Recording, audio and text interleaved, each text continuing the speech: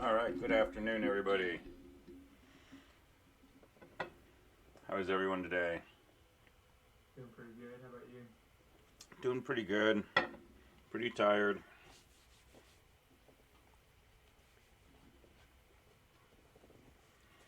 Well, my plan for today is to talk a little more about PA1, and I want to go through some pseudocode. I want to talk about some ideas on how to work through this project if you're getting stuck at different points. Mostly go through some pseudocode, maybe wire up some code to do some printing,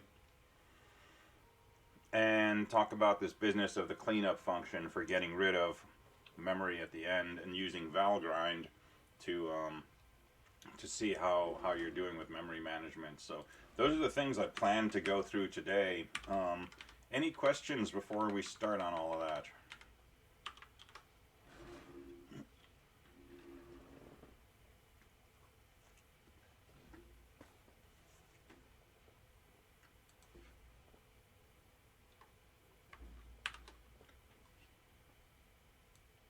I'm sure I'll have some by the end.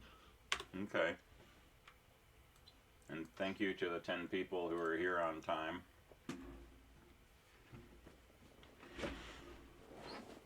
All right. Well, let's talk about how to start or maybe proceed. So this is a long assignment. As you may have discovered, there's a lot of pieces you have to get dialed in. And I'm not sure why I'm not seeing more people in office hours. I had one student come in on Thursday. I had nobody come in on Friday. And I had 2 students in this morning. And that's been it. And at this point, you know, I've got 2 hours of office on Thursday, and that's it for help that I can give you on PA1. So, you know, unless you're asking questions in class or coming to office, you're kind of on your own. And this is a pretty challenging assignment. It's if this is the first time you've done a linked list, the first time you use dynamic memory, it's a particularly challenging assignment.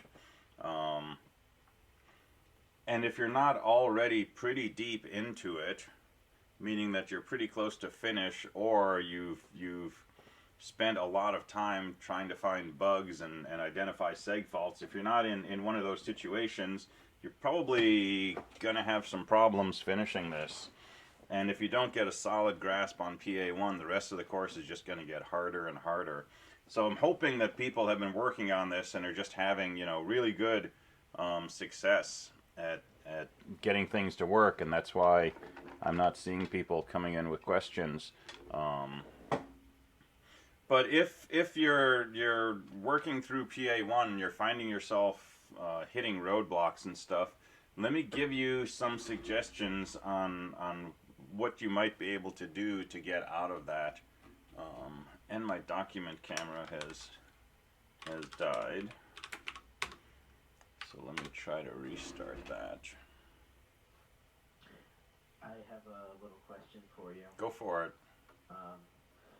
So I think I've mostly completed the assignment at this point, but something I don't know if I should do or should not do is the part of my program that is the terminal where you can add items, remove items, exit the program, all that stuff. Yeah. Before you insert something, I do a search to make sure it isn't already in the list, and then I put it in, but inherently my linked list will allow you to put in duplicates. That's exactly correct. Okay, so I was going to ask you, is it good to put it there, or is it better to put it inside the code of the linked list? So the add function doesn't say anything about disallowing duplicates. Right? It simply inserts a node in a way that makes the list remain in sorted order. And in fact, there's nothing that you can do to have this function as its prototype tell you if it found a duplicate or not. Because its return values, the only possible values are 1 for success or 0 if it ran out of memory. So you can't actually make your add function block duplicates in a way that you'd be able to pass that information back, and that's not part of the specification anyway, so you're doing this exactly right. Add should simply add whether it's a duplicate or not. But since your main program is required to report if you try to insert a duplicate node already in list, your main program should call search and use the return from that to know whether or not the person's trying to insert a duplicate. Gotcha. Cool.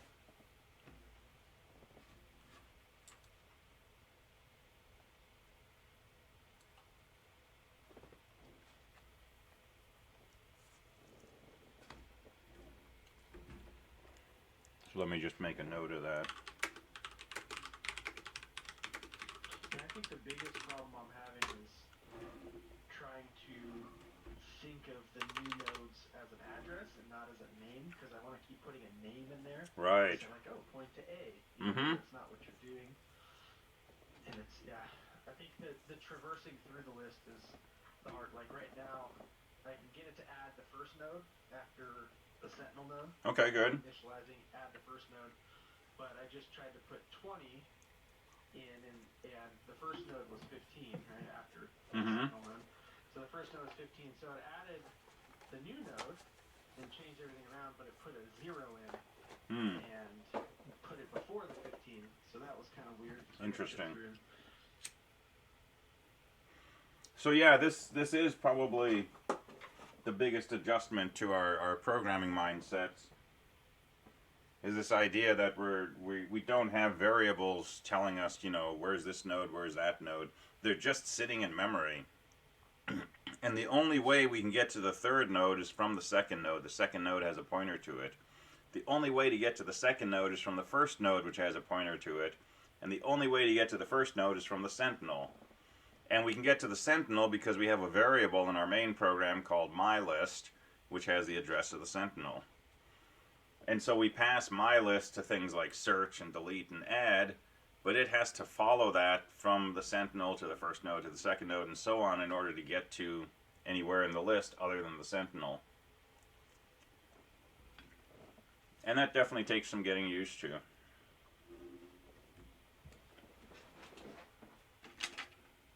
Yeah, I cheated a little bit. I went and watched some of your class from yesterday, the 222 class, to see if I could try to get a jump start on some of this stuff. But yeah, I strongly encourage doing that. Because, you know, it comes out a day earlier. And, you know, I know people in that class will watch the lectures from this class because, you know, my lectures aren't like pre-recorded or something. They're based on, you know, what questions people ask, maybe things that came up in other discussions and so on. And so they're usually not the same. And you may find, you know, something really useful in the other classes recording. So yeah, that's definitely not cheating. And if you have the time, I encourage it. because you went through, and I know we'll go through this later, but you went through previous and current.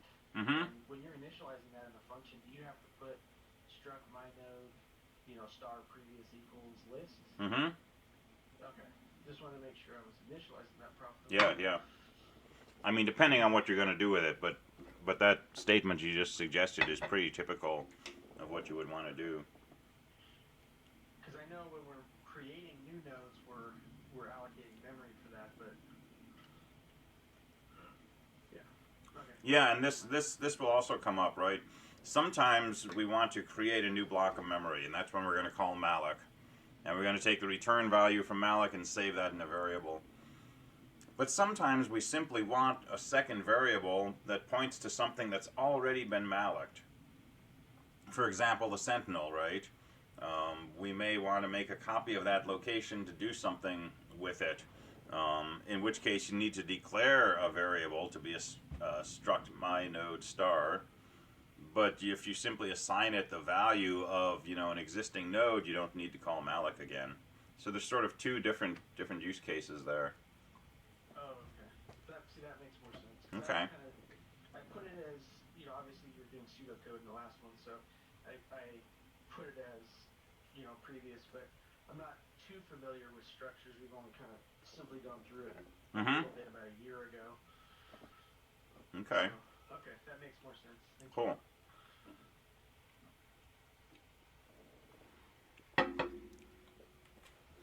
So some things to keep in your bag of tricks as you're working through this. One thing you can do is create a list by hand. And this is some of the code that we did last Thursday, where we made a sentinel equal to malloc, and then we made a new node called A, I think, set equal to malloc, a node B set equal to malloc, and then we said sentinel.next equals A, and A.next equals B, and so on. And we kind of pieced together a linked list by hand just through a bunch of code. And that has nothing to do with the PA1 you're going to submit, but that's one pretty straightforward way to build a linked list that you can work with. And once you have a linked list, then you can do things like write your print function and see if you can print out the nodes. Or write a search function and see if you can search for a node with a certain data value, and so on.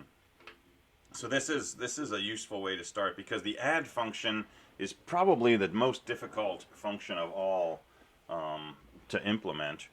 And if you don't have an add function, you know, how do you test your other functions because you don't have a linked list? So you can make a list by hand. A second possibility is make yourself a simpler add function, which says add to the start of the list. In other words, forget about inserting in the proper place. Just make yourself an add function that takes a value, an integer, creates a new node, sets the data field equal to that integer, and then shoves that new node right in the beginning of the list, right after the sentinel node. And this you can do without any looping, without any comparisons of data values, right? Because you've always got a sentinel node,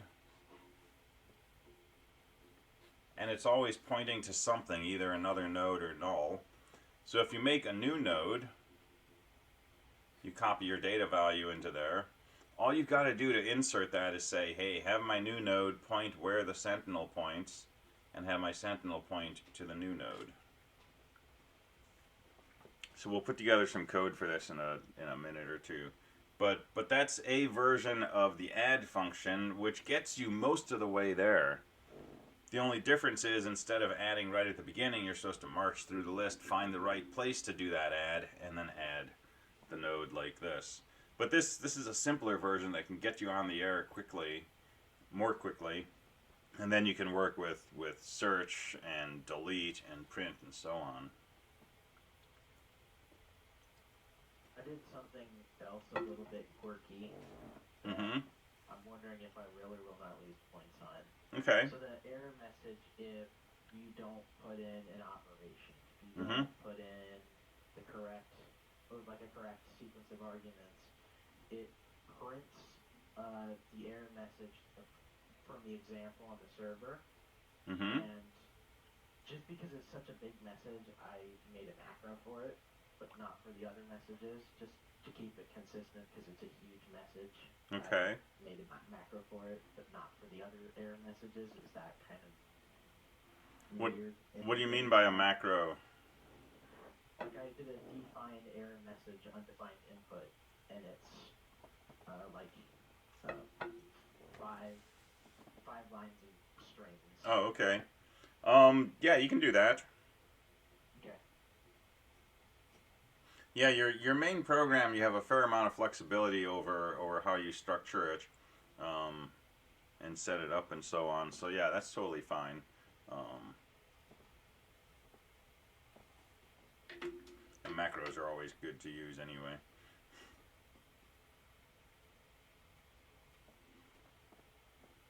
All right.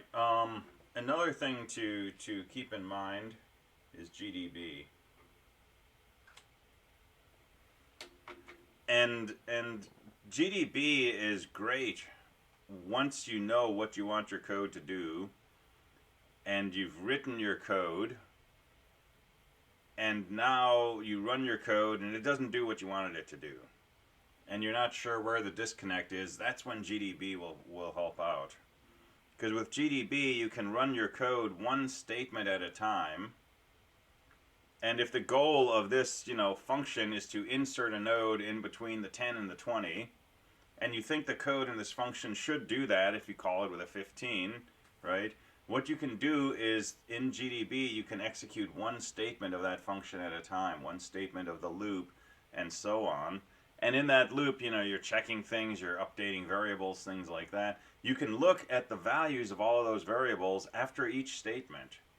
If you have a statement that says, previous equals such and such, you can execute that statement, see what the new value of previous is.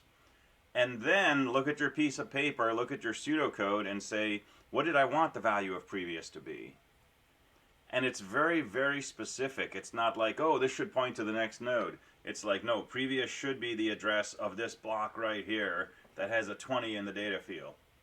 And now you can look at previous in the debugger and say, hey, what's at that address? What's in the data field? And if it says the data field contains 17, there's a problem, right? Right there. And if everything was working up to that point, that statement has a problem in it. So it's a very, very good tool for pinning down exactly where your bug is, provided you understand your code, provided you understand what your code should do, and that you're willing to go through your pseudocode, your pictures, your list of variable values on paper, and update those after each statement that you step through in GDB and find the disconnect. That can be a huge time-consuming process. But the better you are at that, the more successful you'll be with debugging. And going through that is also a fantastic learning experience for getting a better understanding of what these statements do. What does it actually mean when I call malloc? What does it mean when I say sentinel arrow next equals previous? Right? What's actually happening there? What is being assigned where?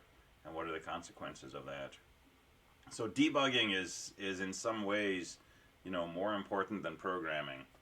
Because you know C at this point. You know C syntax, you know the statements, you know how to compile, right? There's not a whole lot left to learn as far as C. What's left to learn is how we're using memory, which is data structures, but also getting better at debugging. And you're going to be making bugs the rest of your lives. That's unavoidable. It's part of the fun of programming, is finding these bugs. There's little puzzles to solve, right? And so definitely embrace GDB. And it'll just help you more and more.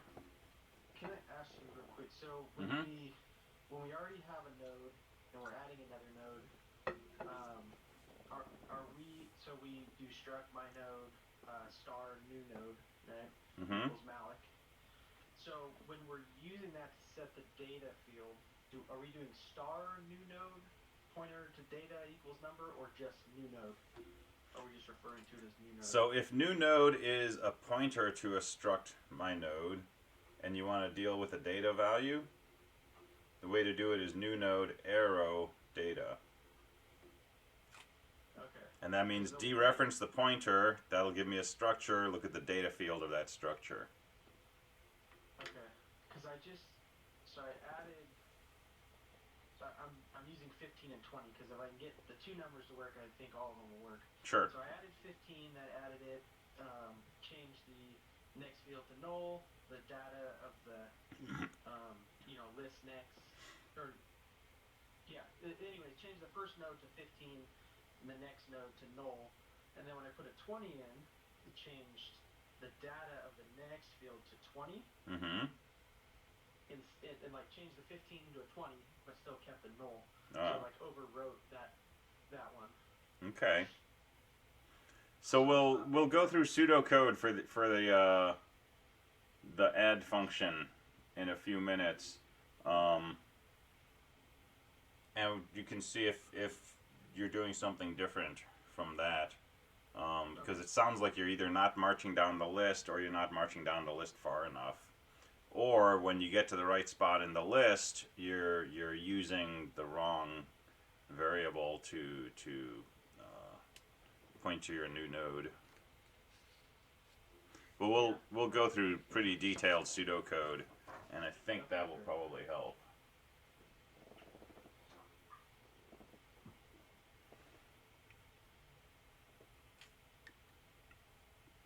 All right. So let's look at the print function.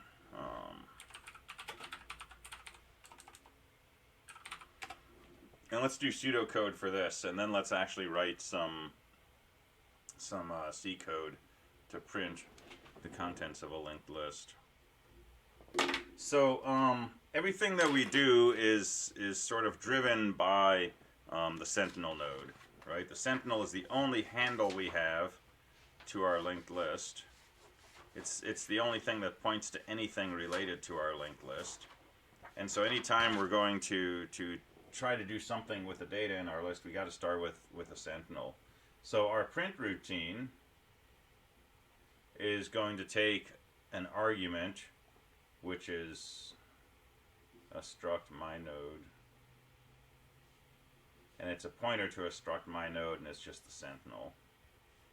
And remember, you can call your arguments anything that you like.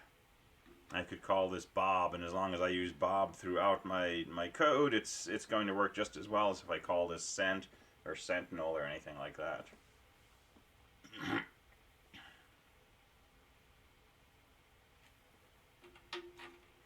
Someone posted a 90-10 rule in chat, which is pretty true. 90% of the job is finding out why the code you wrote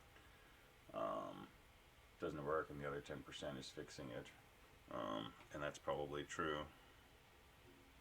Alright, so let me draw a picture of our list. So here's our Sentinel. And there's a 10. And there's a 20, and let's say this is null.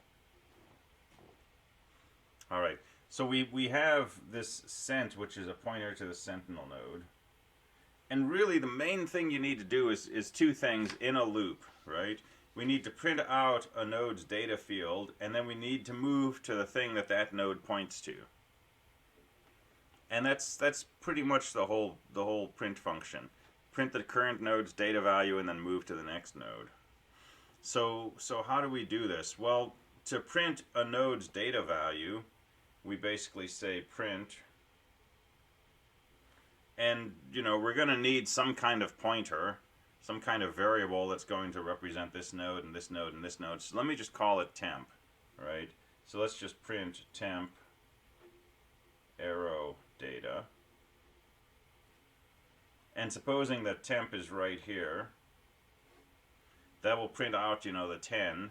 And then we want to change our setup so that temp is now pointing to this new node.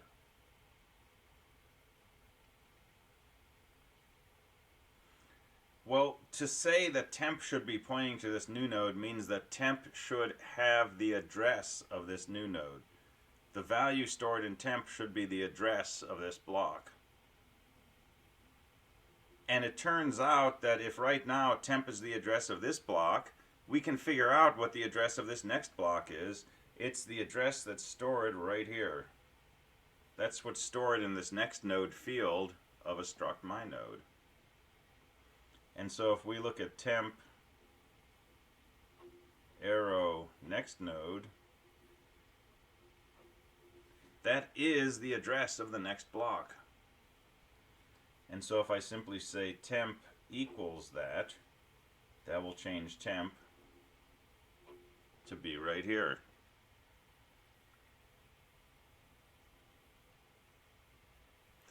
And I'm going to do that in some kind of loop.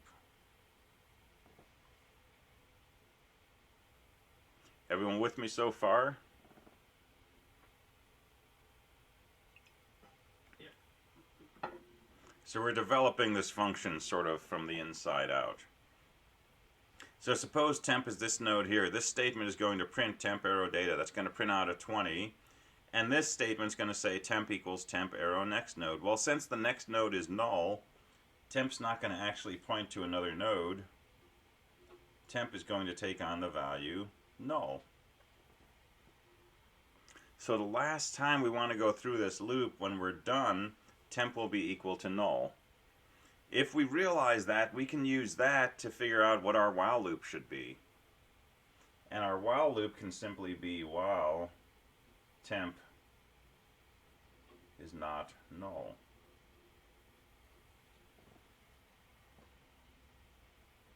So once temp is pointing to this node, it'll print out a 10, temp will change to here. We'll print out a 20, temp will change to null. We'll come back to the top of our loop. This condition will fail, that will take us out of our loop.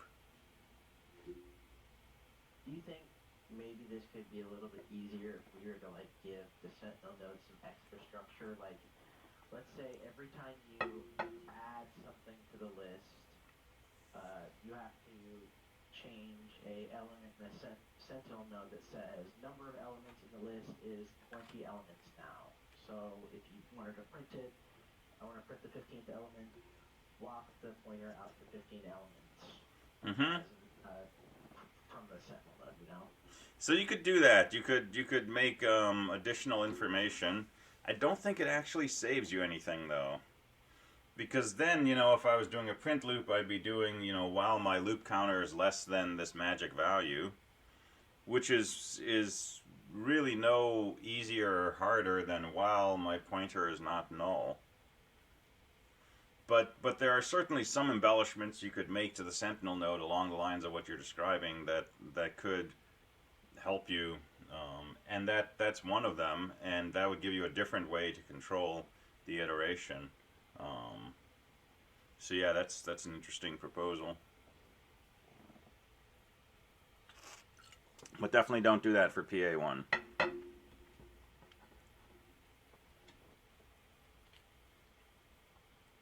Yeah, just thinking here. Yeah. All right, so the other thing that's missing from this is how do we initialize temp? What should the first value of temp be? Because if I just start using this variable temp and I never give it a value, I'm going to segfault, because it's probably going to be a 0. So what should be the first value of temp before I start this loop? How should I initialize this? Shouldn't it be the next node of the Sentinel? Exactly. Right there? So I can't just make it the Sentinel, because if I do that, this first print is going to print the Sentinel's data value. But if I start off temp equal to Sentinel arrow next node, then temp will begin by pointing to this first node immediately after the Sentinel. And so this loop will print the first node and then the second one, and so on and so forth. And if it turns out that my linked list is empty, and remember, an empty linked list, we still have a Sentinel, but it points to null, what will my print function do? I'll set temp equal to Sentinel next node. Well, Sentinel next node is null, so temp will start off its life as null. And my while loop will say while temp is not null. Well, that condition fails the first time through, so the while loop never executes, and I get to the end of my function. So no seg faults, no spurious output. Looks like it works great.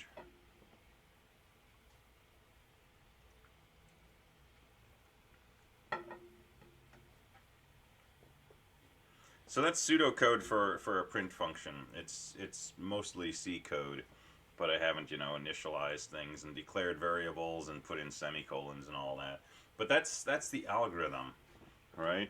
And what you want to get from here is the algorithm, not the code, right? You want to be able to draw a picture and think about, what do I want to do? And then once you know what you want to do, what statement should I write to do those things? That's what we're after here.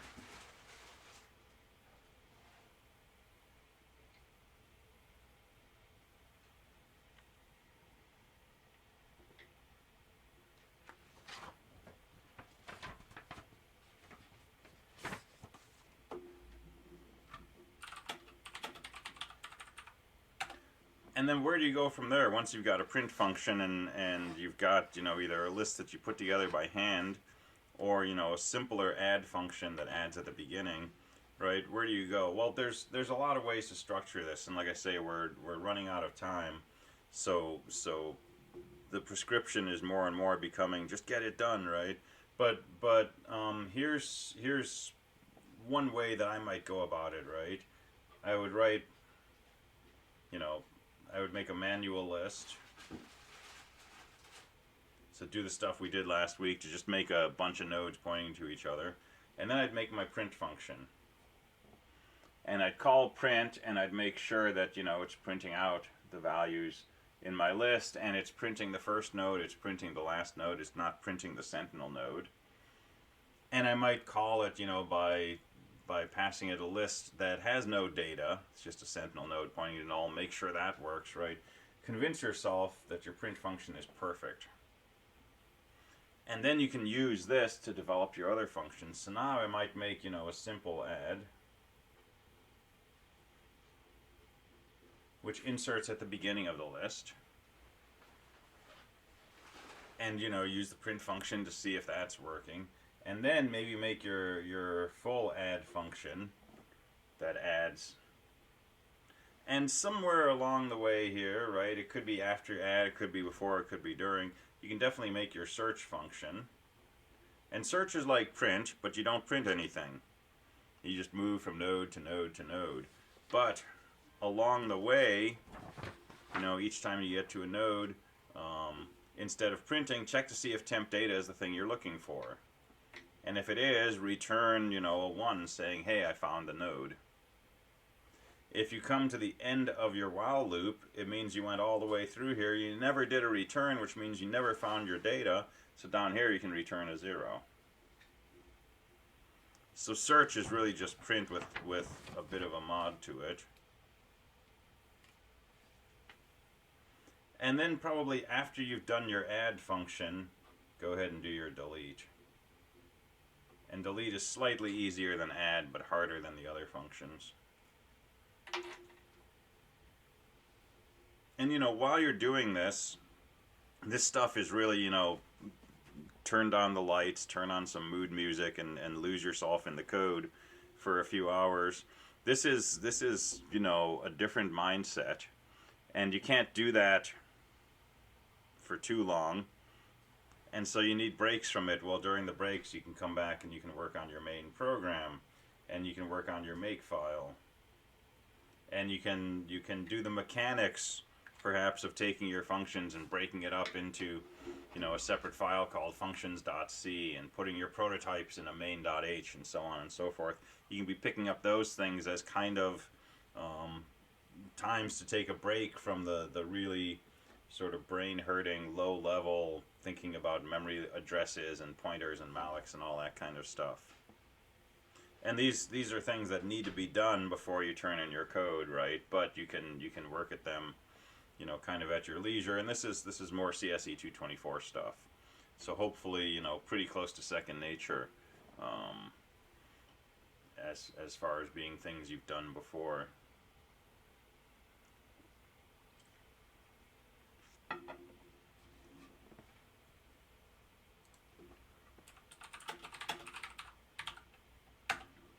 Alright, so let's talk about the main program for a few minutes.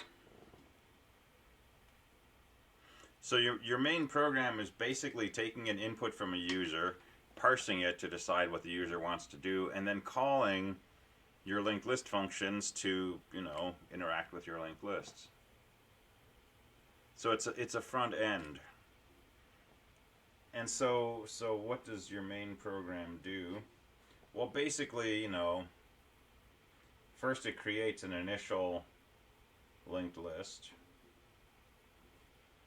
So you make a struct mynode pointer called mylist, and you set it equal to init, right? And init is this function that that will create a sentinel node, point it to null, set the data value, and it returns a pointer to that sentinel node. So if you just say struct mynode star mylist equals init paren semicolon, that's your initialization of the linked list. You don't really have to do any linked listy type work in your main program. Just call init. So that's your initialization. And then what are we going to do? We're going to, you know, have some kind of big loop where we're going to say, you know, print a prompt, read input from the user, and then basically, you know, parse the input. Parsing means, you know, analyze the input to see what the structure of it is. Is this the structure of an insert command? Is it the structure of a delete command? And so on. And then, you know, after you know what the command is asking you to do, process the input and go back up to the top. And at the end of all of that, clean up, release the memory that you've allocated, and you're done. So that's a pretty simple program. It's only 4 lines, right? The trick is, you know, each of these things, well, the print and read are pretty simple, but this parse input, process input, that can take a lot of code. But conceptually, I'm thinking of it as 4 lines, right? Do a prompt, read input, interpret the input, process the input. So processing the input, this is just going to be a bunch of function calls. If you decide that the person's command says I should add the number n to the list, you just call add mylist comma n. If you decide that the user's input was a request to see if the number x was in the list, you call search mylist comma x. And if it returns a 1, you say it's found in the list. If it returns a 0, you say it's not found. So the parsing part is maybe the most involved. And the commands that the user can type are pretty few in number. It's either I followed by a number, D followed by a number, S followed by a number, P, or X. And that's it. If they don't type in something that matches one of these 5 patterns, it's an error. Give them a help message. Go back to the top of the loop.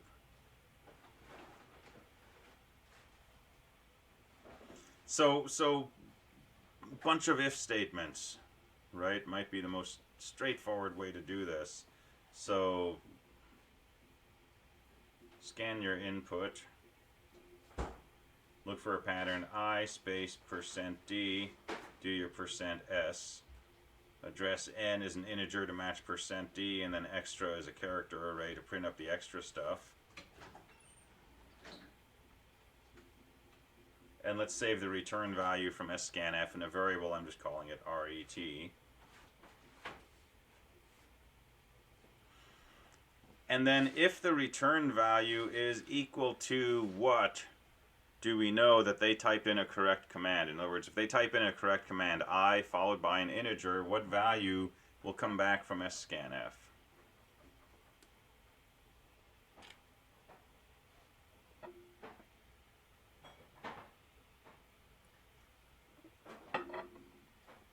So if they type I followed by a number and we scan with this, what will be the return value from scanf?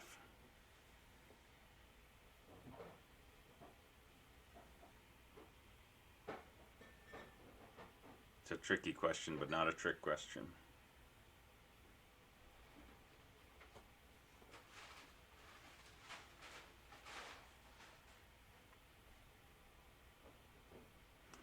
So we got to vote for 2.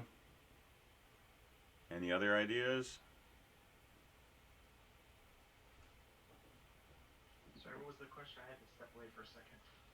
If the person types in I followed by an integer, and we scan their input with this pattern, what will the return value from scan be? It should be 2. Should be 2. We got another vote for 2. Any others? So scan returns the number of things that matched a placeholder. We have a %d which says I'm looking for an integer. We have a %s which says I'm looking for a string. If scan returns 2, it means that it found 2 things. It found a number followed by some other stuff. And starting with an I. Well, if the person typed I followed by an integer followed by other stuff, that's not a valid input. That's like saying I space 10 space ha ha ha. That's not valid input. So 2 would actually be an error.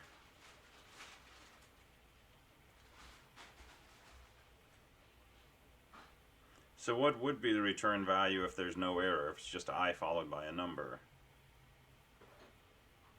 It should just be 1 then. It should just be 1.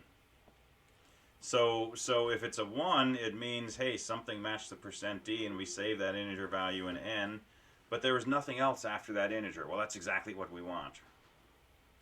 So the way to know if this was a valid add request is if 1 is equal to scanf.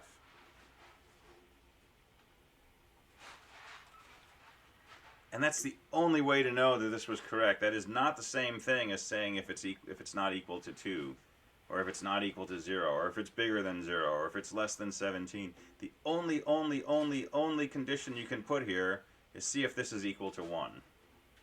That's the only case you're guaranteed the input was correct. So if 1 is equal to the result of the scanf, you know that the person typed in a valid add command. And bonus, the number they want to add is in this variable n. So now you go ahead and you call your add function. You pass the sentinel node mylist, you pass the number n. You look at the return value. If it's 0, you say success. If it's 1, you ran out of memory and you print an error message. So here we're just going to put a comma which says add n to the list.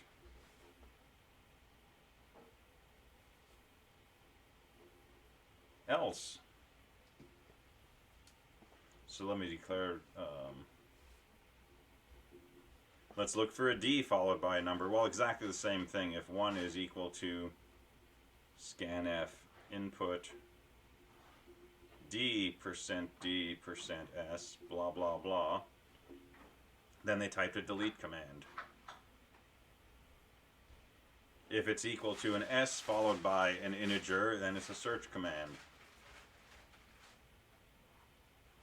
Otherwise, depending on how forgiving you want to be to the user, you could say if input bracket 0 is equal to a lowercase p, that's a print command.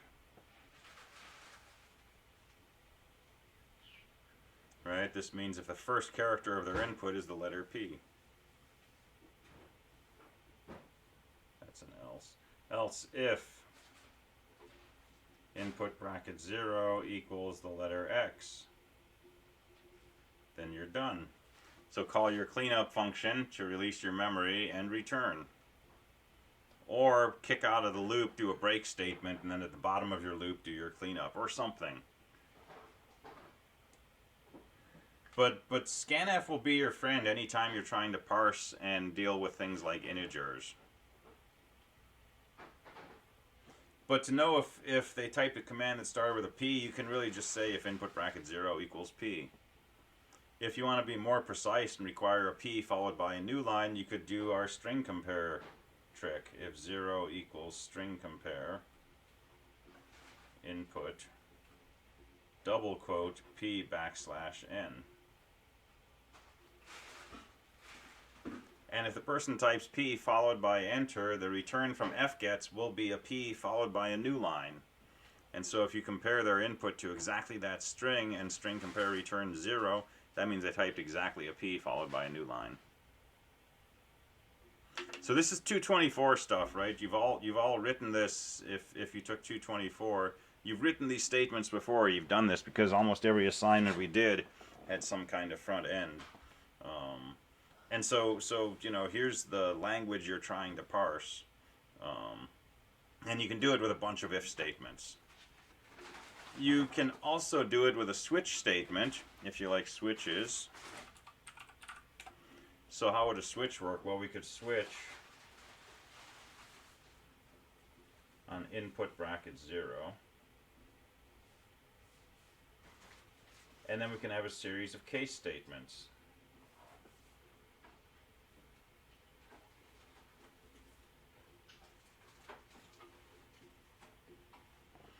And so switch statements take, you know, an int or a short int or a character or something small like that, and you have a series of case statements, and this value of this thing in here, in this case the first character of the command, will be compared to each of these case statements starting from the top of the switch. And it will say is character 0 an I, and if it is, it will begin executing these statements. And it'll go all the way through to the bottom of the switch. If not, it will look for the next case, which is here, and if the command started with a D, it would start executing these statements and go all the way through. So a couple of things. One, we usually put a break at the end of these case statements. Two, we can have a default And a default case matches if no other cases match. And so we can look for an I, D, P, S, or X, and then we can say default, and anything that didn't match these cases, it's going to fall through, and here we can put in our help message.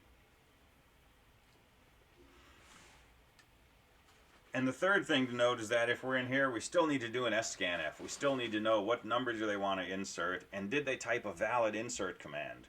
But once we're here, we know that they typed a command that started with an I. So we've only got to do one scanf. Search for your I, %D, %S, and so on. And see if it returns a 1. If it does, call your add function. Otherwise, you can say, you know, that's not a valid insert command, and then give them a help message or something.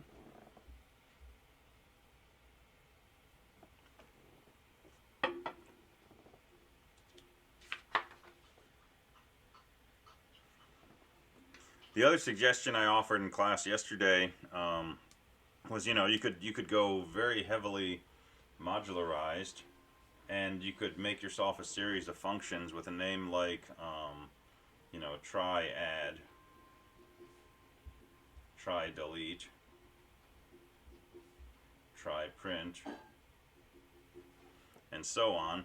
And you pass each of these the input that the user typed. And what these functions do is the triad function will say, is this input an add request? Is it an I followed by an integer followed by nothing else? And if it is, it will go ahead and, you know, call the insert function.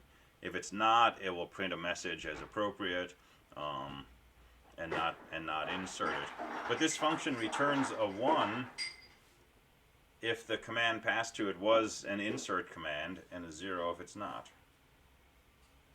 So if this function returns a 1, you know that you were given an insert command, and if it was legal, it inserted it. And if not, it already printed an error message.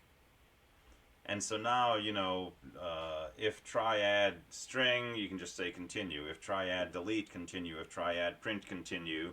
And at the bottom, you can say, you know, call my help message. Yeah, this is default.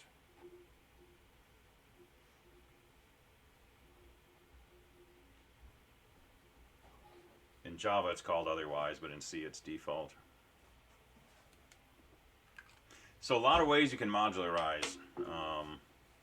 And if you want to do it, you know, with a bunch of if-else statements nested inside your loop, that's totally fine. But my caution there would be really consistent about your indenting. Right? Make sure you're very consistent about where you put your curly brackets, when you indent, where you put your closing curly bracket. Do you indent those or the body of the statement and so on? And be absolutely consistent. Because this will end up being a lot of nested logic. And if anything goes wrong in there, you don't want to start trying to guess. If the compiler says you're missing a right curly bracket, you don't want to just randomly start putting in right curly brackets at different spots in your code until it compiles. Because the code you write, you want to be really, really sure this code is perfect. You should be surprised if you write code and you run it and it doesn't work. And I'll admit that's usually the case, but it should always surprise you, right? Because the code that you're writing should be code that you believe will work. It shouldn't just be random code. Let me see what this does, right? Because if you write random code and it happens to work, how do you know the code's correct? And this is why, you know, students turn in code that they think is working fine, and I run through it on my own and I find all kinds of mistakes, right? So you want to believe that your code is correct because you wrote these statements for a reason, because you believe that these statements would do this very specific set of things. And then when you run it and it doesn't do the right thing, that should startle you. It should be like, oh, how did that happen? And then go in and start figuring out where it is. And then when you find that bug, you'll have learned something. Right? If you wrote a statement that was incorrect, well, it wasn't because you just randomly wrote statements or you had your cat walk on the keyboard or something. It's going to be because I thought the world was like this, but it's actually like that. Right? And those are powerful learning moments. So if you're doing big long nested if then else statements, make sure you're absolutely solid about your indenting. So that if there's a missing curly bracket somewhere, right, you should look at your code and you should see, you know, there's something that's indented and there's no matching, you know, bracket at the end of the indent or something. As opposed to, well, I have no idea why this thing is complaining. It should always be clear to you.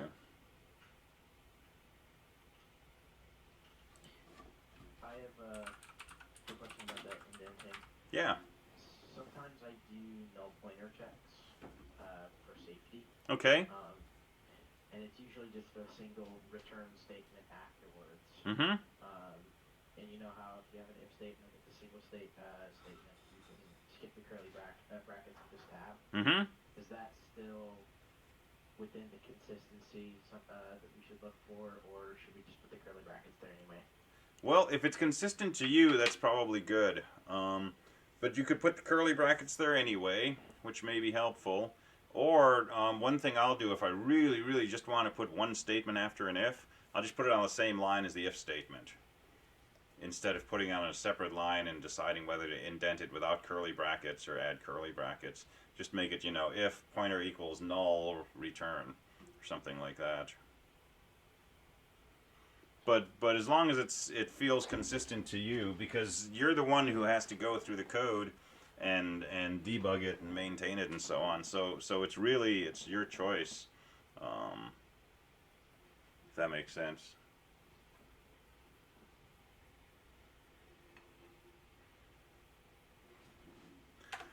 All right, some things to keep in mind as you're finishing up this project. Some things you want to check for. So your main program should never call malloc. Right? If your main program is calling malloc, you're violating that firewall between the main program and the linked list implementation. You're not thinking of it as an abstract data type. So if you got mallocs in your main program, you're doing something not quite right. Your code might run fine, right? But the structure of it is not quite right. And really, the only time you should be calling malloc is in the init function when you create the Sentinel node, and in the add function when you create a new node to put into the list. And so there's no place for a malloc to appear in the main program, so that should never pop up in main.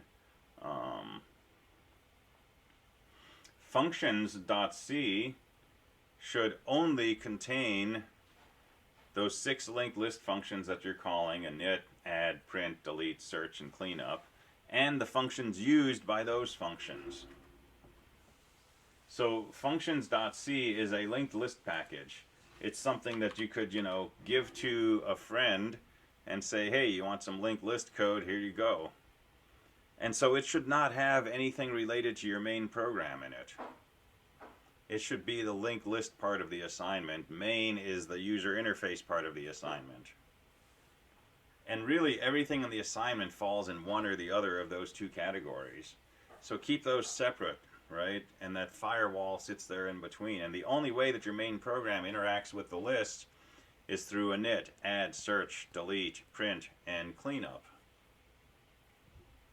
And the only thing that the code in your linked list package does, your functions.c, is respond to calls to those 6 functions. Alright, and then main.h should contain your function prototypes for those 6 functions and maybe some other functions you have. The definition of a struct mynode should go in there. If you have, you know, pound defines that you're setting up, if you're 1, 2, 3, 4, 5, 6, 7, you're saving that in a macro variable called magic or something, you can put those in your main.h. But that's pretty much it. And you definitely don't want executable code in main.h.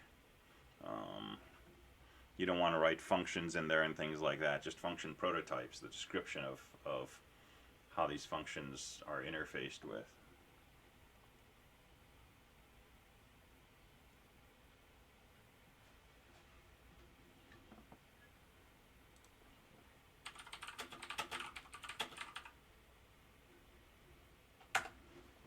Alright, well, let's look at pseudocode for a simplified version of the add function.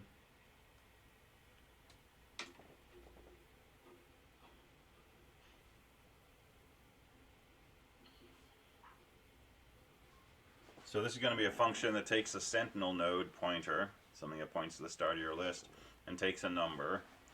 And we're just going to add a new node right after the sentinel. So if our sentinel looks like this, and we say add 10, it's going to put a 10 right here. And then if we say add 20, it's going to put a 20 right here after the sentinel and have that point to the rest of the list. So now our list looks like a 20 followed by a 10. And then if you say add 15, it's going to put that 15 right after the sentinel. So the sentinel will point to 15, and 15 will point to the rest of the list. So now our list is 15, 20, 10. So this is not PA1's add. This is adding basically in the reverse order, right? So 10, 20, 15. 15 is going to be the last thing you added, so that's going to be the beginning of the list. 10 was the first thing you added, that's going to be at the end of the list. Oh no, you spelled sentinel wrong everywhere. I don't know how many thousands of points that's going to cost. I got to think about that. I think it's an E, but I don't actually know that for sure. Okay, cool. Well, cool, so you learned more stuff.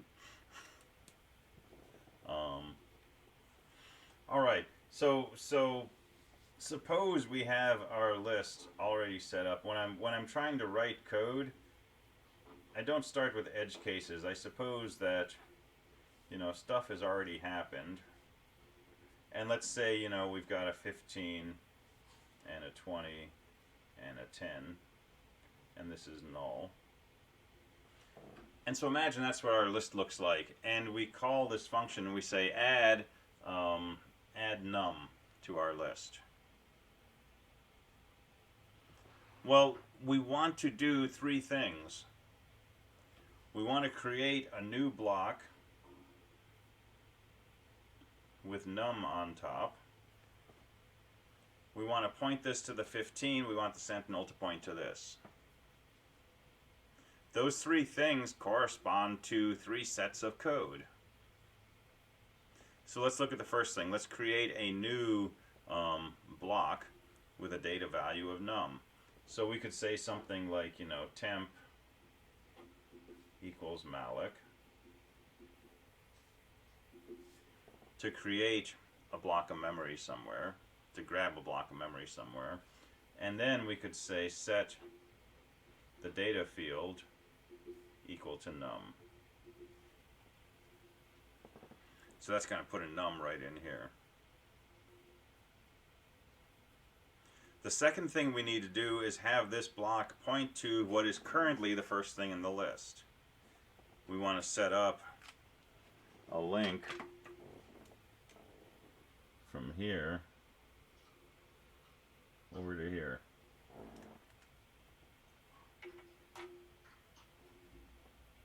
Well, we don't have a variable corresponding to this node, but we do have something that tells us where this block is located in memory. The thing that tells us where this block is in memory is our sentinel node, which we're calling sent arrow next node. Right? That is the address of this rectangle. How do we know? Because our sentinel is pointing to that rectangle.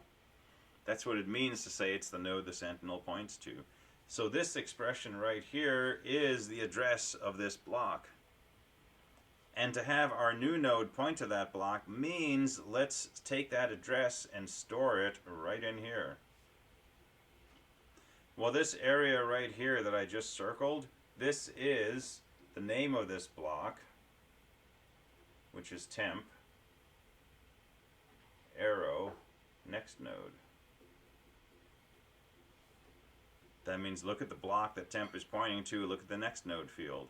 So temp arrow next node is this part of this new node. And if we set that equal to sent arrow next node, the address of this basically gets loaded in here. Well, when we take the address of this block and we load it in here, the way I've been doing that in a picture is I'm drawing an arrow from here to this block. So we're setting up this new node temp to point to that 15.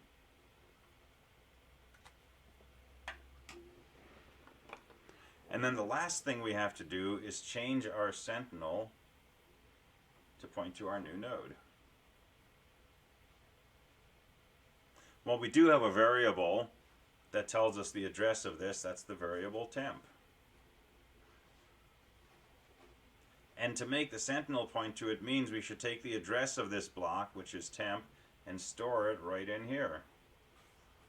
And this area of memory right here that I just circled, that is sent arrow next node. And so if we set sent arrow next node equal to temp, that creates this arrow.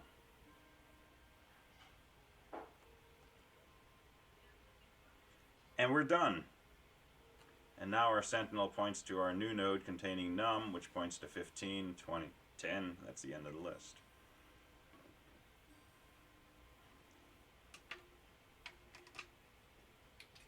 And so there's your whole function.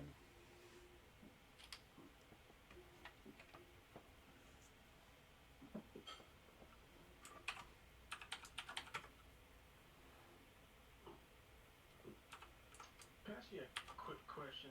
Yeah. Late on the scanf, just a problem I was running into. Go for it. If you're parsing the input and you put a space I and then whatever number after, and then space whatever, that should take out the space, right? I believe so, although it's possible that in the beginning it's treated differently. Yeah, because I did that and I was like, all my logic's basically working at this point for the add function, so I was able to figure that out. Okay, But cool. I was running through the GDB and I hit, space just because I didn't put a new line just to kind of make it look better. Mm-hmm. And it's coming back at 1, even though it's space I, space 25. Okay, yeah, I think scanf will accept that, and that should be fine. And you can try the sample code on the server, and if it accepts a space I, space number, then you can accept it.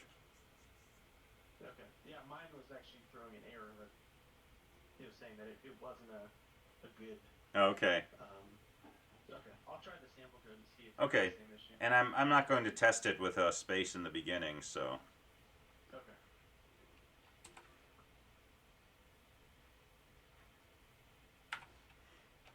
All right, so let's do a 5-minute break, and we will come back and put together some code for this simpler version of the add function, and we'll look at the list that we build in GDB and convince ourselves that it's actually adding things correctly.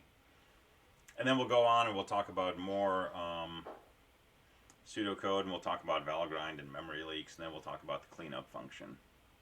So come back in about 5.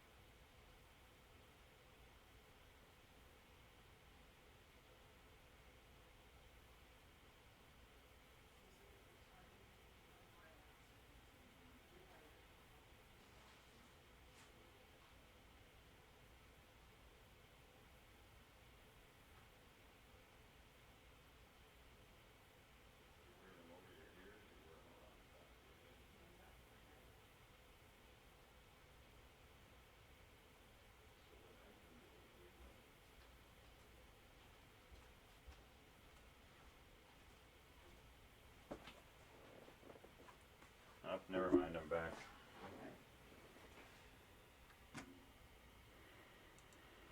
Alright, welcome back.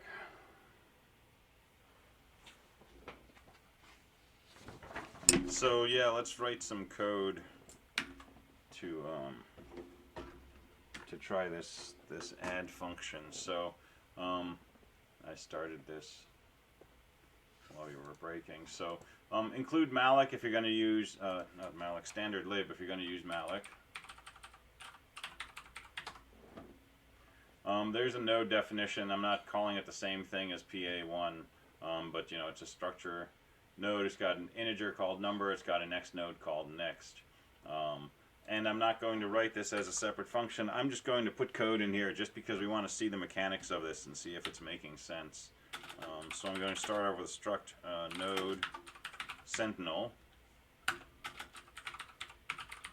And here I'm going to call malloc. Now in your main program for PA1 you're going to call init, and init's going to do the malloc, but here I'm just going to kind of do this barehanded. So I'm going to call malloc, and I need to know how many bytes I should allocate. Well, the only way to tell that is to say size of, and I tell it the kind of thing I'm trying to allocate. In this case I'm trying to allocate a struct node.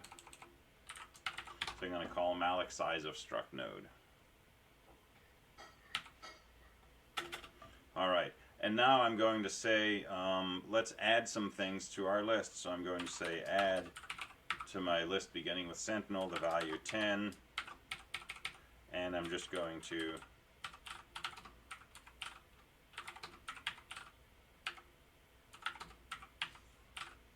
add some values to my list.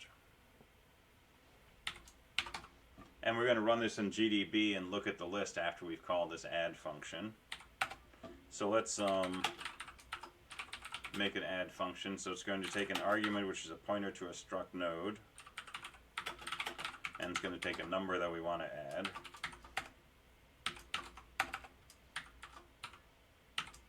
So I'll prototype it up on the top.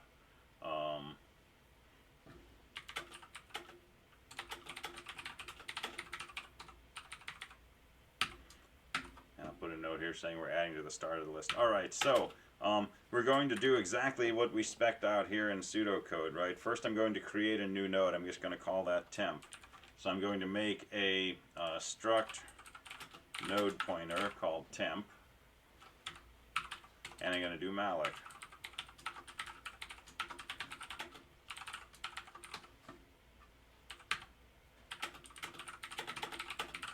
So this is our new node.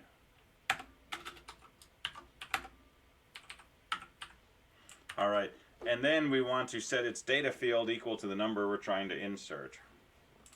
So I'm going to do temp arrow data equals num.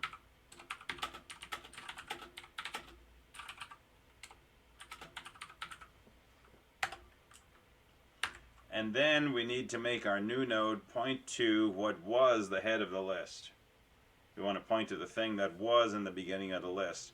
And the only reference to that beginning of the list is the sentinel node's next field. So we're going to say temp next equals sentinel next.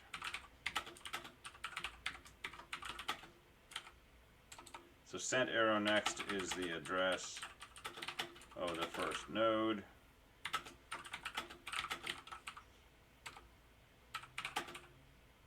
And our goal is to have temp point there. So we set temp next to be sent next.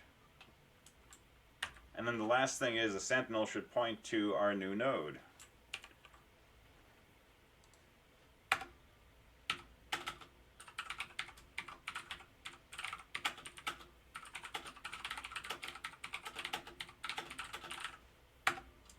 And that's all we got to do to add in the beginning of the list.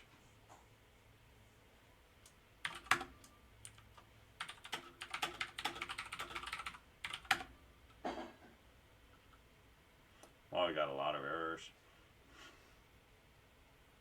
Look at all them errors. Okay, struct node declared inside parameter list will not be visible outside of the definition.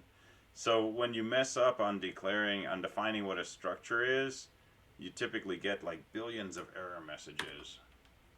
And so my problem here is that I defined a struct node, but I did it after I prototyped my function, which talks about a struct node. So I'm going to prototype my function after that.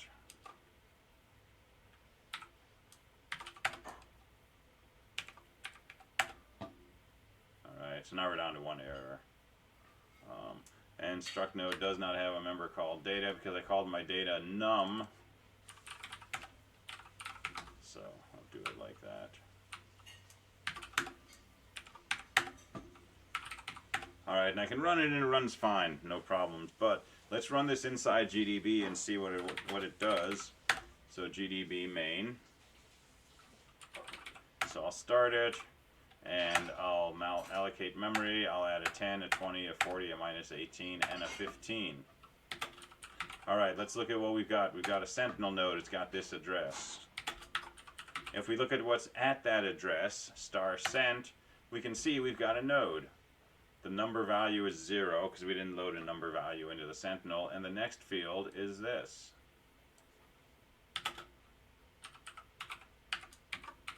If we look at sent arrow next, that's just this thing right here. It's the address of the first node in our list.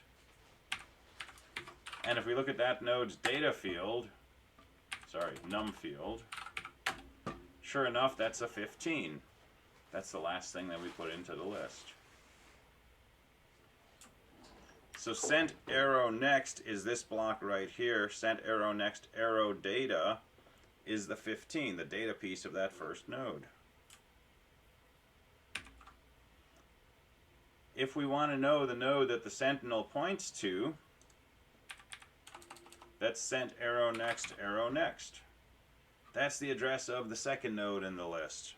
And if we point to its num field, that should be the num field of this node, which guess what is minus 18. And if we look at the next node, that's got a num field of 40, which was a node we inserted right here. And the next node is a 20. And the next node is a 10. And if we look at the 10 node's next field, it's equal to null.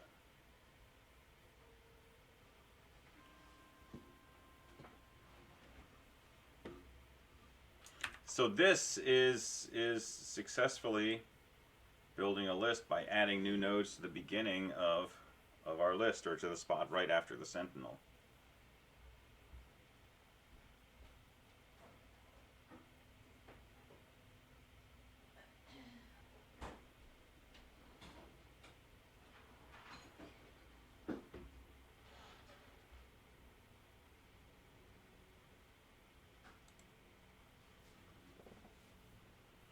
Alright, questions up to here?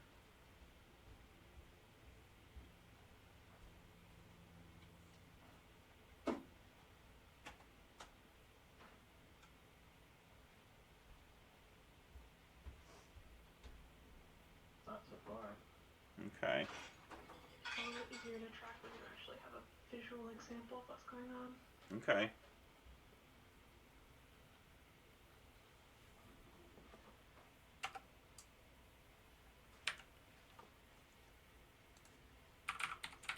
Can I say I really miss those daily codes? Yeah, yeah.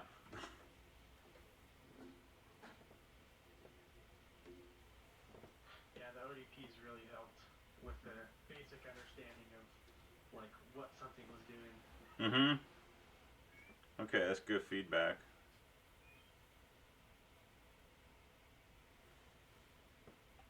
Alright, well, let's talk about memory leaks. So, every time that you call malloc, you're asking the system to find some memory for you. So I call malloc here to get memory for the sentinel node. And each time I call add, I call malloc to create space for the new node. So I'm calling malloc a total of 6 times. Once in my initialization, and then 5 times in my 5 add calls. And that memory is requested from the operating system, and data structures are updated to find a chunk of memory and give it to you and reserve it for you and you alone. And when we exit a program, before we exit, we want to release that memory that we've allocated. And if we fail to do that, that's called a memory leak. And in this case, just from looking at the code, I can tell I've got a bunch of memory leaks. I'm going to exit my program. I'm going to have 6 chunks of memory that I've allocated and haven't freed. And I'm guessing those chunks are probably 16 bytes each, so I've probably lost 96 bytes of memory when I run this. So there's a tool we can use to identify this called valgrind. And valgrind is super duper easy to use. If you want to use valgrind to look for memory leaks, instead of just running your program by saying main, say valgrind main. And when it exits, it will give you a heap summary. And it says, in use at exit, 96 bytes in 6 blocks. That's telling you did 6 calls to malloc for a total of 96 blocks, and you haven't freed any of them. And so you have 96 blocks lost, but it tells you they're still reachable. In other words, there are things maybe pointing to other things, that you could use to find all of those 96 bytes that are lost. And that's the whole goal of this cleanup function that you're going to call at the end. Is you're going to use that to find these 6 blocks of memory you've allocated and release them. And the way you release a block of memory is by calling free. And so let me temporarily take out these calls to add and rerun this. So I've got a single memory leak, right? I have this one allocation that I made that I didn't free. I've got 16 bytes that I've lost in one block of memory. Now, if my code was this simple, right, what I could do at the end is I could just say free my sentinel. And now when I run this, it'll tell me all heap blocks were freed, no leaks are possible. And I still see total heap usage. I did one allocation, but I did a corresponding free. And even though I allocated 16 bytes, all those blocks I allocated were freed. This is what you want. When you run PA1, you want it to say all heap blocks were freed, no leaks are possible, and you don't want any warning messages. If valgrind gives you a warning, there's something you're doing wrong in your code, and you really want to clean it up. Because it could be one of these things that your code looks like it works, but under different test cases, it might spectacularly fail. So if valgrind gives you warnings, definitely take care of those. If it tells you that you lost blocks, definitely take care of those. This is maybe a stupid question, but why are we doing free sentinel versus like something else specifically? That was a silly example that I did. So good question, silly example, just to show how we can use the free function. But what you pass to the free function is some address that malloc gave you. So let's say I call malloc 5 times. Each time it gives me a different address. If I pass one of those addresses to the free function, that block of memory is freed. So in this example, right, I only called malloc once. I saved the address in this variable sent, so I could use that in this call to free to release it. So yeah, memory remains in use until the program is, well, until you free the memory. I had a question for you about this. Mm-hmm. So I used valgrind a bunch while I was debugging my program here, and it really helped because I noticed I was having like one free that I wasn't hitting. Okay. And I eventually ironed it out. But we had some talking in the Discord last night over where like 2 extra mallocs were coming from in a couple of our programs, Mm-hmm. and we discovered that it was fgets and scanf, which do a malloc of their own. Mm-hmm. My question to you, and I couldn't quite find a concrete answer for this, is there any like flag I can give valgrind to know where those mallocs are happening and where those moves are happening? I don't know if you can do that. Certainly if you compile with debugging, you'll get more useful information. And there may be a switch that will summarize that for you. But when it tells you that there were 2 allocs for like 2048 bytes or something, As long as you're not getting leaks, you don't have to worry about those. And so printf and gets and things like that allocate temporary space, and lots of other system calls do also. But those will be released for you automatically, so you don't have to free those yourself. And if you just write a test program with a printf and you run it, it will tell you had one allocation for 1024 bytes or something, and that no leaks are possible. So I don't know how to get valgrind to tell you where specifically that allocation came from, but it shouldn't cause you any problems, even if you don't know where it happened, because that definitely won't cause a leak. I bet at a certain size you kind of want to know, because you might be allocating so much memory, you want to be careful not to like overstep, right? Yeah, but you have so much memory available, unless you're either repeatedly allocating in a loop, or you've got leaks in a program that's running for a really long time, you're probably not going to run into memory issues. Or you're just doing something so intensive, like you're trying to invert, you know, a billion by a billion matrix or something, and you're dynamically allocating memory, something like that.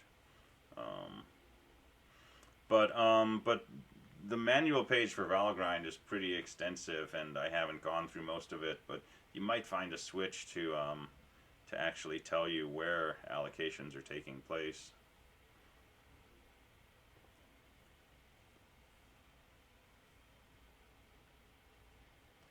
Let's see, so we only free on a main.c. You should never call free from main.c. You should call free in your cleanup function, and main should call your cleanup function at the end before it exits. And cleanup, which is part of functions.c, should do all of the frees. So that should be when the user puts in x. Mm-hmm. X. Yep. It calls the cleanup function. Exactly. Okay. Now, on Linux and most modern operating systems, when your program exits, the memory is released. So it's not a lingering memory loss. But on some operating systems, that may not happen automatically. But more importantly, if your program never exits, and your program is losing memory every time it goes through some set of code, as long as that program keeps running, the memory on your system will get smaller and smaller and smaller, the available memory, until eventually you run out of memory. And that's sort of the classic, you know, really bad memory leak scenario.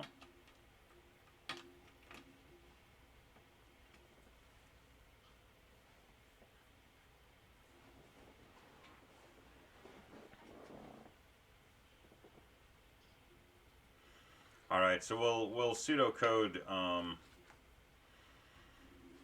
the cleanup function at the end of class today, and talk about how to clean up. But it's really no harder than printing. You're gonna move through your list from node to node, but as you go along the way, instead of printing your nodes, you're gonna release them from memory, basically. So we can do that. But in that case, we want to get rid of the sentinel node as well, right? Yep, definitely. Because print, we're just kind of moving, starting with the first node, not the sentinel node. Exactly, right. Okay.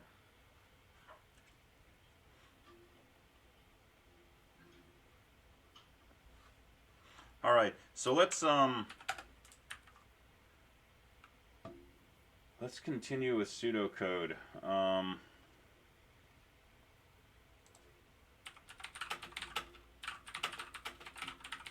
And let's look at the pseudocode for the actual add function you want to do. And this is the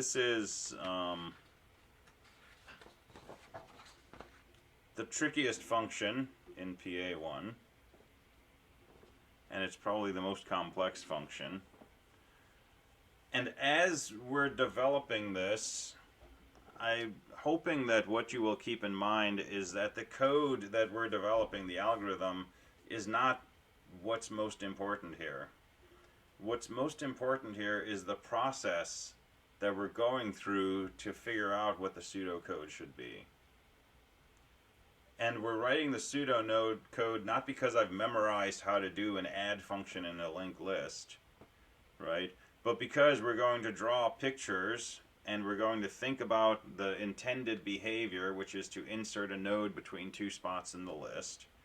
And we're going to look at how we find where to insert and how we adjust the arrows. And we're going to write pseudocode that corresponds to those steps. Right? This is how we develop algorithms. So we have an algorithm in mind. We're going to step through it in our heads or on paper. And we're going to write down steps for an algorithm to follow to do the same thing that we're doing. And when we're done, what we should have is some kind of translation into pseudocode of what we want this algorithm to do. And once we have that, then we take the pseudocode and we write real C code to implement it. But the takeaway from this is not the pseudocode itself, right? You can find this in the book, you can find it online, you can find it in videos. The pseudocode is not the important part. It's the process we're going through to get to that pseudocode. That's what I'm hoping you'll get out of this. Because, you know, throughout this course, throughout your careers, you're going to be trying to come up with algorithms to do different things. And it's going to be the same kind of thing. Here's what I want to have happen. What are the steps I should tell the computer? That's the pseudocode you're writing. It's the steps for the computer to follow to achieve some particular behavior.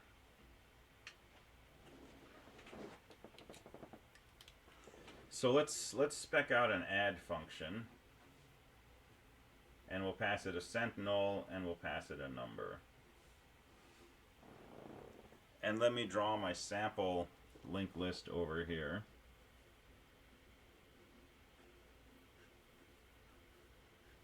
And I'll put in a 10, and I'll put in a 20, and I'll put in a 30. And I'm going to imagine that I'm saying add a 25. So I want to make a new node containing a 25, and I want to squeeze it right between the 20 and the 30.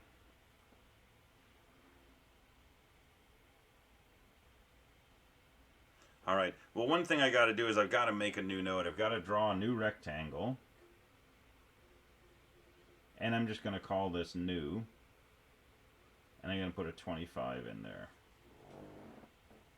Okay, so how do I do that? I make a struct mynode star variable called new. I set it equal to malloc. Size of struct node.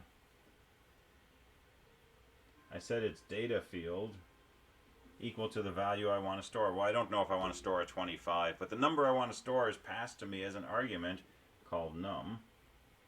So I'll set that equal to num.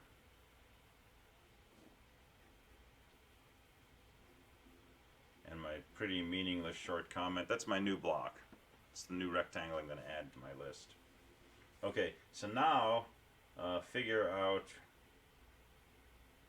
where to insert.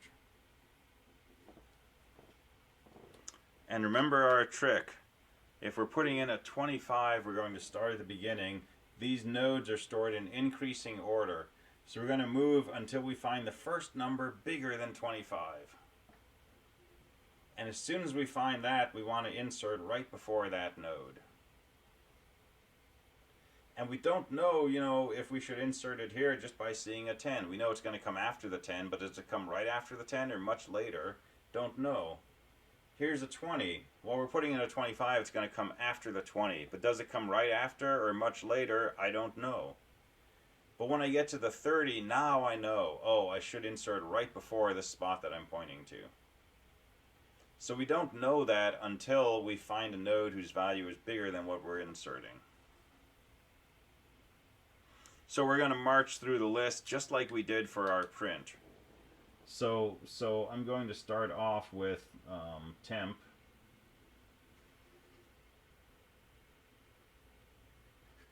Well, let me not call it temp. Let me make something more meaningful. When I'm looking at a node and saying, okay, this thing has a value of 10, is 10 bigger than 25? This thing has a value of 20, is 20 bigger than 25, right?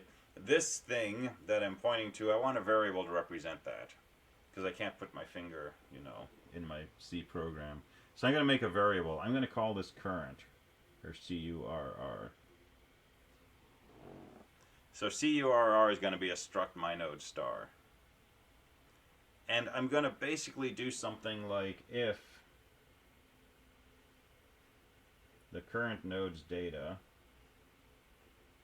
is bigger than the number I'm inserting,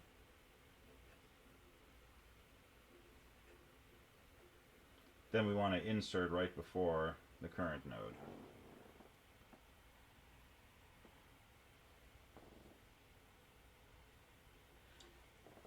If not, if this isn't the right place to insert, for example, if this is a 10, we're inserting a 25, we want to move current to the next node. Well, how do we do that? We want to set current equal to the address of this next block. Well, the address of this next block is stored right here. And so current, we can set it equal to current address, current arrow next node. And this is where we point to the next block. So that's going to change current to be right here. And we're going to do this whole thing in some kind of a loop. So if current data is bigger than num, well, current data is 20, it's not bigger than num. So we're going to set current equal to current arrow next node. So current will be right here. And now we're going to say, is current data bigger than num? Current data is 30, our num is 25. Yes, it is. We want to insert right before current. So at this point in our code, we know that our new block, which we're calling new, should go in right before current. And how do we do that? Well, we need to take new and have it point to the node that should come after it, which is current. So new arrow next node should be equal to current. That's going to create this pointer so that our new node points to current.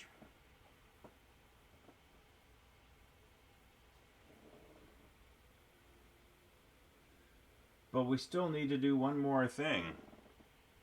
Because right now, if we start from the sentinel, that points to a 10, 10 points to a 20, 20 points to a 30, 30 is the end of the list. We never see that 25. To make the 25 part of the list, we need the 20 to point to the 25. And we haven't done that yet. All we've done is we made a new node 25 and we said that should point to the 30. But unless the 20 points to the 25, 25 isn't really part of the list. So somehow we need to change this 20 to point to the 25. Well, we don't have a variable that refers to this node. We did. We had a variable a moment ago called current, but we changed current to point to the 30.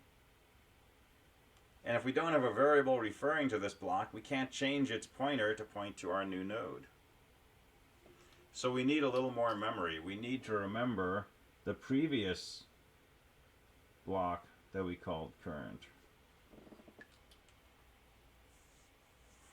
And if we can have a variable called previous that refers to this, we can make that previous node point to our new block by just saying previous arrow next node equals new. And then we can return. We'll return success.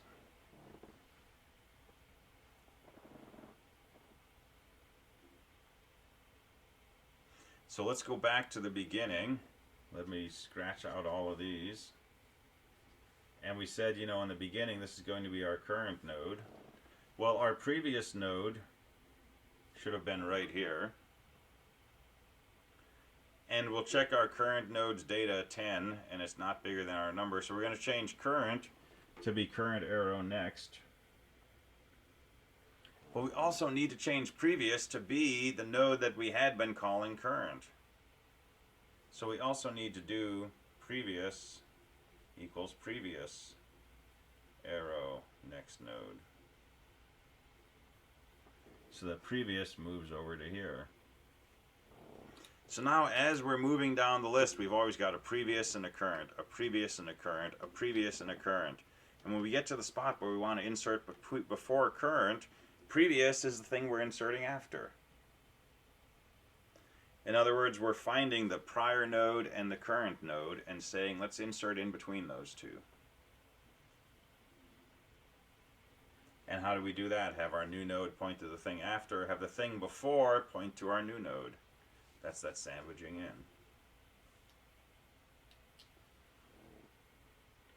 Alright, 2 more things we got to do. First, we got to do this whole thing in a loop.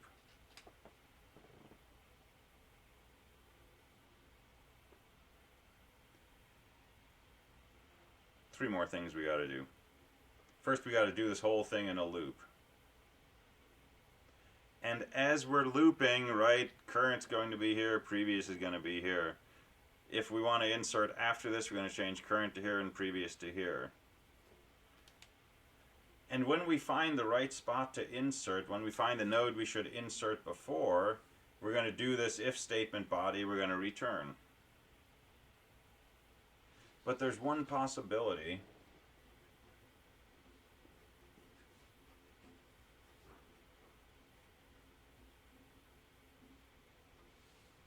Suppose we try to add a 25 and our list looks like this. So here's the current node. Here's the previous node. Okay, if current arrow data, sorry, that should be in there. If current arrow data, which is a 10, is bigger than our number, we should insert before current. Well, that does not happen. We don't want to insert a 25 before a 10. So at the bottom of our loop, we're going to move our current and our previous. This says current equals current arrow next. Well, current arrow next is null. So current is going to set it equal to null. And previous will be set equal to previous next, which means previous will be this node right here. At this point, if we were to do anything with current arrow data, we're going to segfault because current is null. But at this point, the fact that current is null means that there is no current node, right? The current is null because, you know, it was the last node of the list and we changed current to the thing that node points to. So we have run out of nodes. So we're going to exit our while loop when we're out of nodes. And how do we detect when that happens? By looking at current. Right? If current is equal to null, that means that we've gone past the end of the list. So we can do our while loop while current is not equal to null.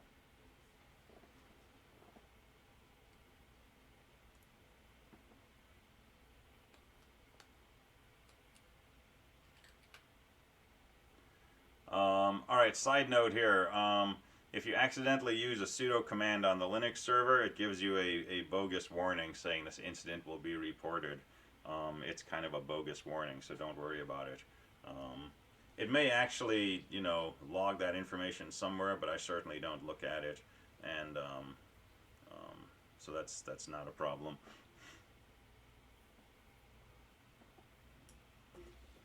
All right, so we can do our while loop while current is not null. Keep doing this. If we get to a point where current is null, it tells us we're at the end of our list. Well, if we're at the end of the list, what do we want to do? We want to insert after the end of the list. Well, the end of the list is previous. So we're out of nodes. Insert after previous.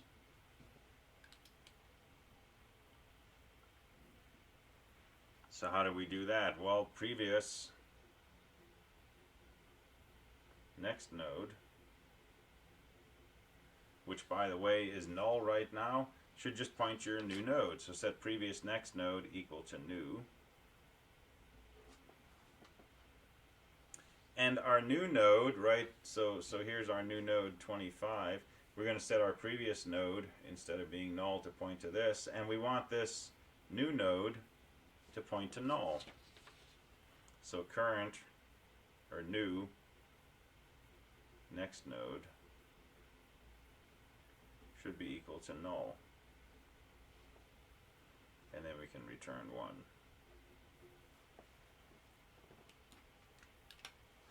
So as far as taking the status, 1 and 0, it should just be as easy as assigning that function to a variable, right? And reading what the return is. Yep. Yeah, status equals add parentheses, blah, blah.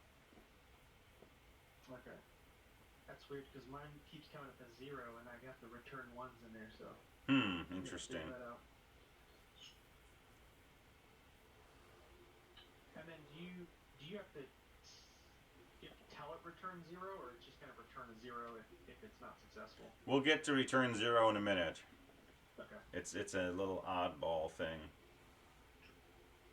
So incidentally, if we're inserting our node in the middle of the list right here, or we're inserting it at the end of the list right here, it's almost exactly the same code. The previous next node is equal to new, well that's the same. The new next node, well here it's equal to current, here it's equal to null. But in fact, if we just set it equal to current down here, current is null, that's why we're out of the loop, so it'd still be setting it equal to null. So these two statements actually work right here, and they work just as well down here. So it's not really an edge case. That's just a side note. Alright, so the other thing is, how do we initialize current and previous? And if we go back to our pictures, if current is supposed to be the first node before which we might insert, that tells us current should be this first node of the list, and previous should always be the node before it. Well, that should be the sentinel node. So the initialization is just previous equals sentinel, and current equals sentinel next node.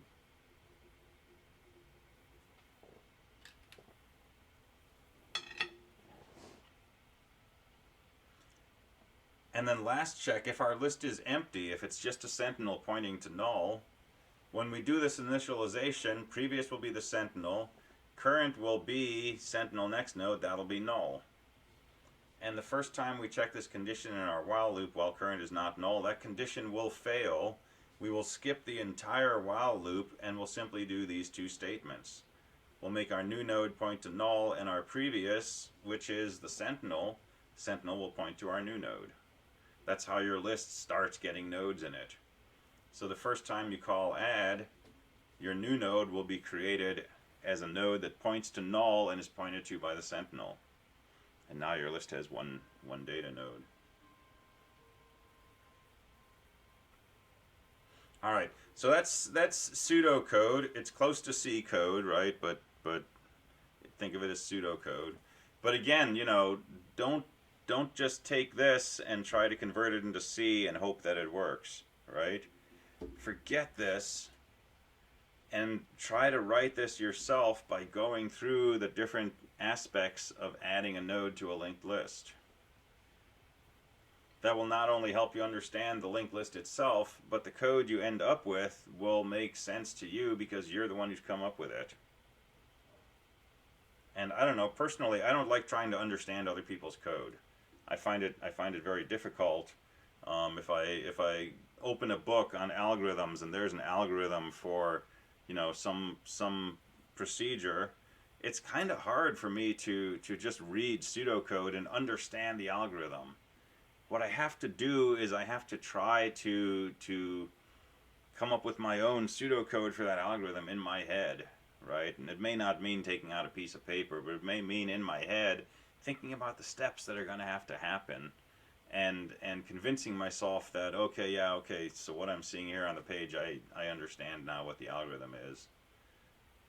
And then once I've got that understanding of it, I may go straight from that to C code, right, instead of going from this. So don't get fixated on what's written on here, right?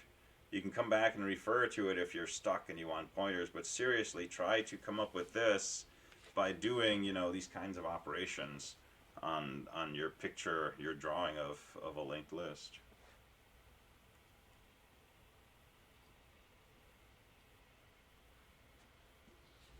Alright, so that's an add function. A print function already pseudocode print?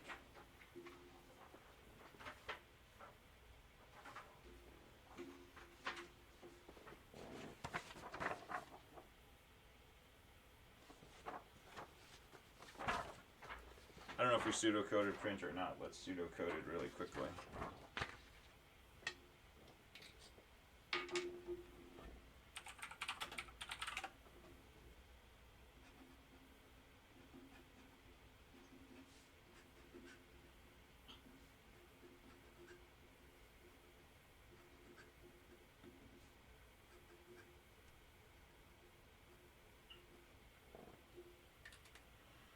So same thing if we're going to print out the contents of a linked list, right? First thing we want to do is print this one, right? So temp, or let's stick with current equals sent next node.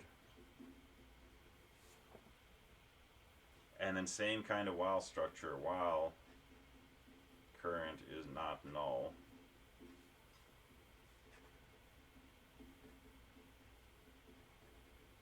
Print the current node's data, and then move down the list.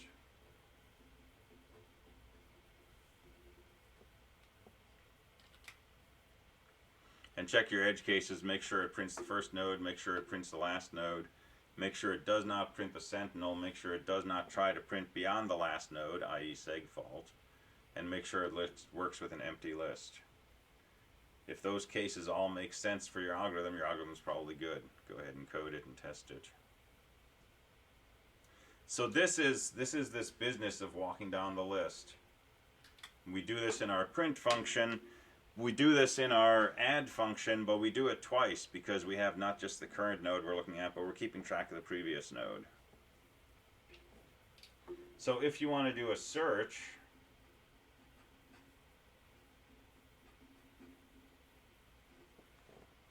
it's exactly the same as the print, except instead of printing the current node's data, see if the number you're looking for matches the current node's data. And if they match, return a 1 saying, hey, I found your number. And in this case, when we get to the end, if it's the print function, we're just done. If it's the add function, it means we got all the way through the list and we didn't find our number, so we go ahead and we add the number at the end.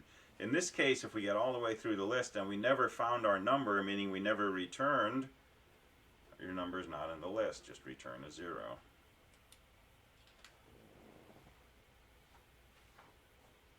Now our main program is supposed to give the print statements for like success or didn't work or right? Okay. Right, so it's going to use the return values from your functions to decide, you know, what to print.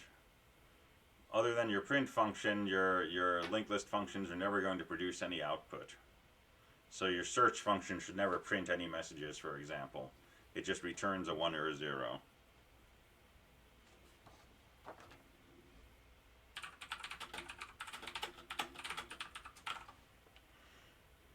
Alright, so I said I would talk about return values of 0 from your add function. The add function returns either a 1 or a 0. A 1 if it succeeds in adding the number, and a 0 if it fails. And the only reason it will fail is if you run out of memory. And running out of memory is something that would happen when you call malloc, because that's where you're asking the system for new memory. And if malloc cannot find memory to allocate for you, it will return null.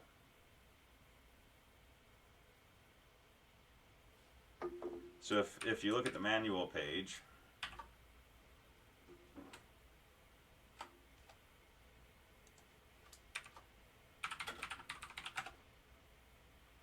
right, so malloc comes from standard lib, allocates memory, and so on and so forth.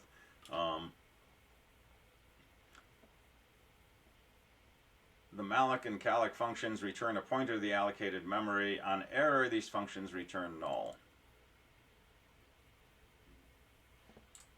So if malloc returns null, it means there's no memory available. New is going to be equal to null. And by the way, if we go ahead and we say new arrow data equals num, we're going to segfault, because we're trying to dereference memory location 0. So right here, after you come back from malloc, and before you use null, just throw in a check. So if new equals null, you know you're out of memory. And if you're out of memory, how do you tell the caller? Just return a 0. So that's where the add function can return a 0 or a 1.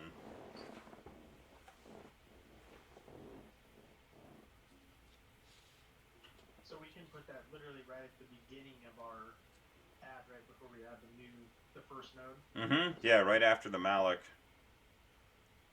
And it can go anywhere after the malloc before you try to use the variable that you save that malloc in.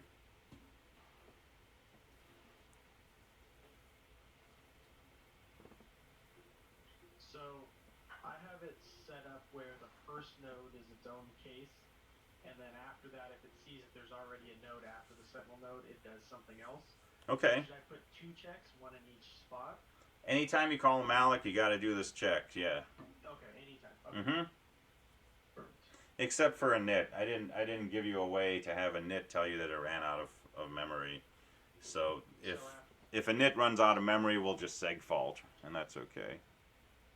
Okay, so you put structure my node new node equals malloc, and then right after that just put if new node equals null, return 0, else, and then do everything else. Yeah. Okay. And you don't need an else, because if the condition's true, you'll return. Oh, okay. Now. Yeah. Okay. So that'll save you from having to indent the rest of your function. Cool, perfect.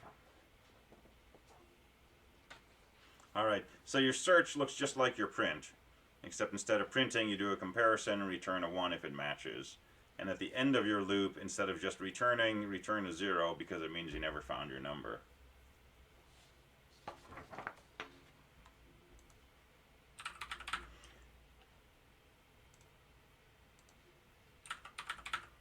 Alright, and then your delete function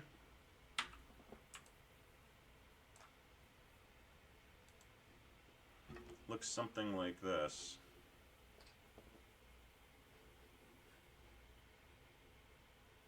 So here's your sentinel, here's a 10, here's a 20, here's a 30, and so on.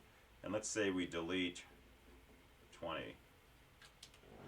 So it's going to be almost exactly like your add function.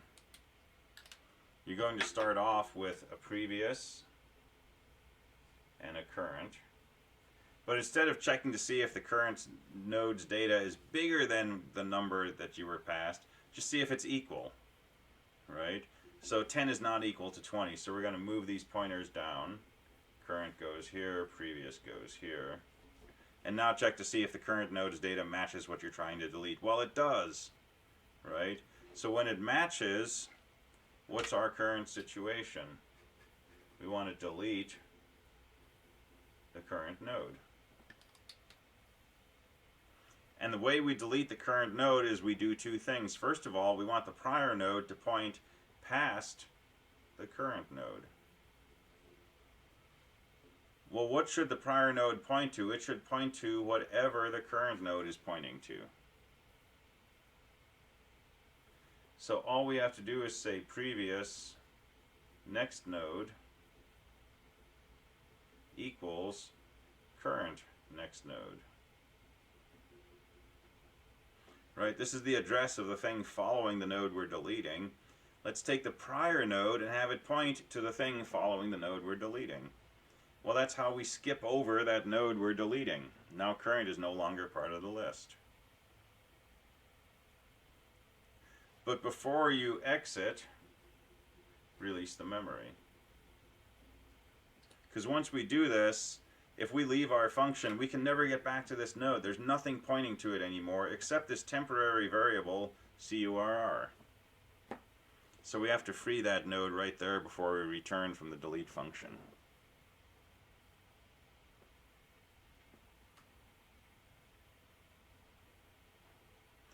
Now, if you decree that your delete function always assumes that the node is present, your delete function is relatively simple.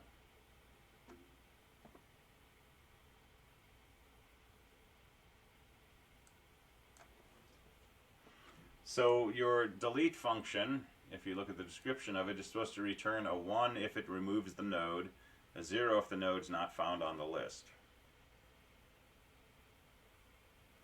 So you can't assume that delete is always given a number that's actually on the list. It may be, it may not be. But what you can do in the very beginning of delete is call search.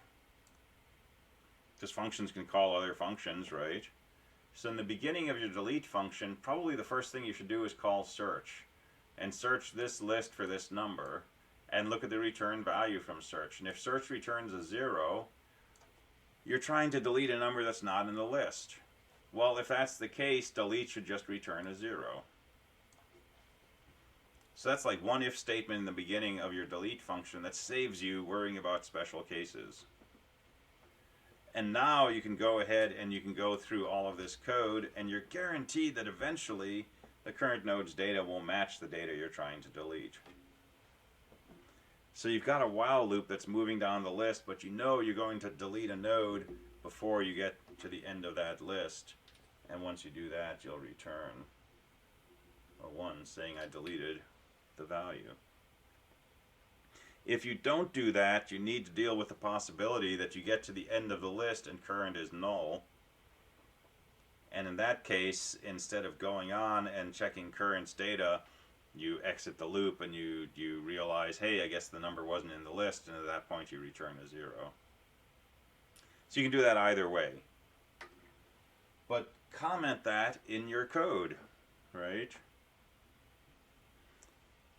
If you're calling search in the beginning, say why you're doing that. If you don't call search in the beginning, make sure that at the end of your loop, if you exit your loop, you have code that handles the case of deleting something that's not in the list, and just, you know, silently returns a 1.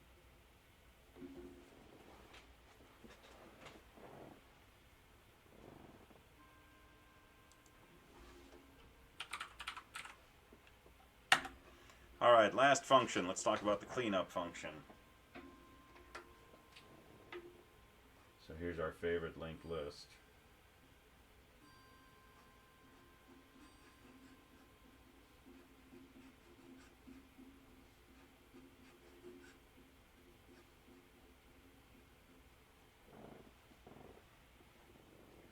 And you have a sentinel that's pointing to, you know, the sentinel node.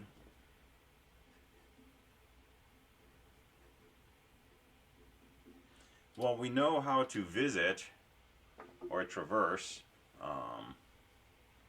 the nodes in this list because that's what our print function does, and that's part of what we do in add and search and so on and so forth. If we start with a sentinel, we can point to the first node, the next node, and so on. So I can do something like, you know, current equals sentinel arrow next.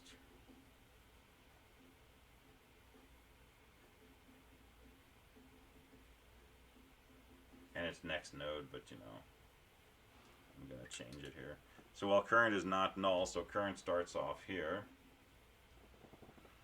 And while current is not null, what do we want to do? Well, if we're looking at this node here, we want to release the previous node in the list. So let's do the same thing we did in our add function. Let's start off with previous equal to the sentinel. So while current is not null, what should we do? Let's free the previous node. That releases this from memory. And then let's move down the list. Current equals current arrow next. So current moves here. Previous equals previous next. So previous moves here. Go back to the top of the loop. Free the previous node. Bang, that's released. Current equals current next. Previous equals previous next. So now we've got two nodes in memory. Previous is pointing to the 20, current's pointing to the 30. Go back to the top of the list. Current is not null. free the previous node, this gets released from memory. Current equals current next. Well, in this case, current next is null, so now current will be equal to null. Previous equals previous next, so previous will point here. Go back to the top of the list. Well, current is not null. Well, current is null, so we're going to exit this loop. And we freed everything in memory except one node. And what node have we not freed yet? That previous node at the end of the list. So put in one more call, free previous. That releases that, and we're done.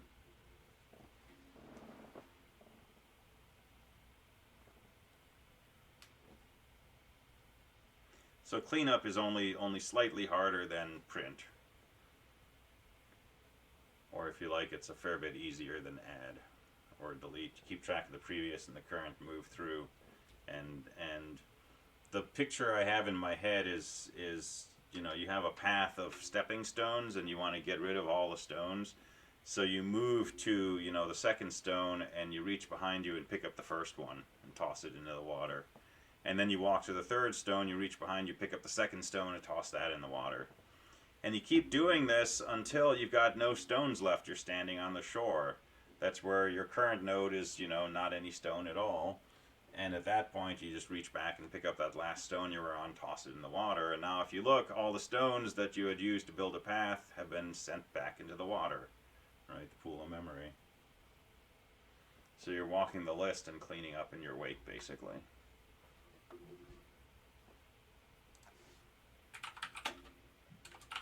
Question on this one, if I may. Mm-hmm. So you free previous node, and then you set previous to previous arrow next. But previous arrow next is a memory address that just now got freed up, isn't it? Ah, you're right. Yeah. Yeah, my bad.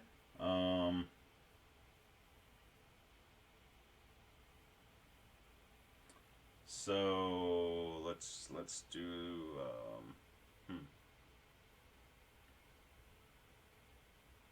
There's an easier way to do this, but you know, temp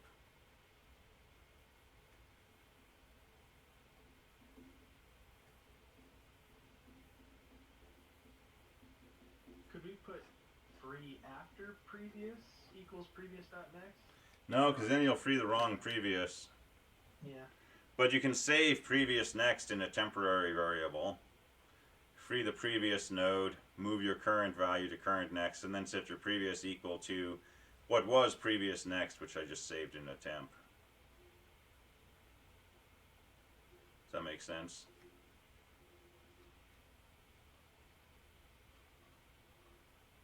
So just make a struct mynode star temp as a temporary variable and use that to remember previous next, because the only problem is once we free previous, we can't say previous arrow next.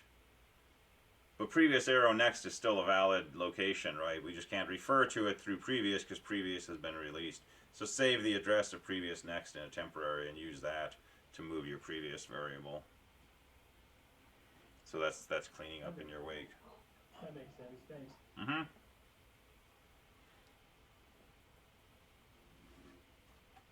All right, so let me just comment on the init function because somebody asked about that in chat. Init is a single-purpose function. The goal is to create a sentinel node. So init doesn't take any arguments, right? It creates, you know, struct node temp equals malloc. So allocate a chunk of memory. Remember what its address is. Set the data field to our magic number. Set the next field to be null. And then just return that address, which is just the variable temp. And that's really the whole init function. So allocate a chunk of memory, initialize the two fields in it, and return its address. And then in main, what we're going to do typically is something like struct my node, my list, and set that equal to the return value from init. Well, when you call init, it will do all this stuff. It'll return the address of this block of memory that you've just initialized, and so my main program would take my list and set it equal to that. That's your pointer to the Sentinel node.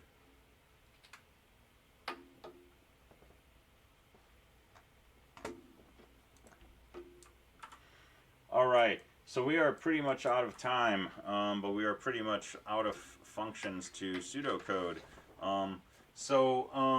Keep working on PA1. Come by office hours on Thursday if you get stuck. And Thursday in class we can talk about any lingering issues with this, but we will probably start talking about some new data structures, in particular stacks and queues. And these will feel a fair bit easier than linked lists, so we'll kind of back off on the really kind of heady dynamic memory concepts for a bit, and we'll talk about stacks and queues, probably use those in our second programming assignment, and then we're going to come back and we're going to talk about hashes and associative arrays as done in C. So have a good afternoon, and I will see everybody next time. See you Thursday. All right, see ya. Thanks a lot.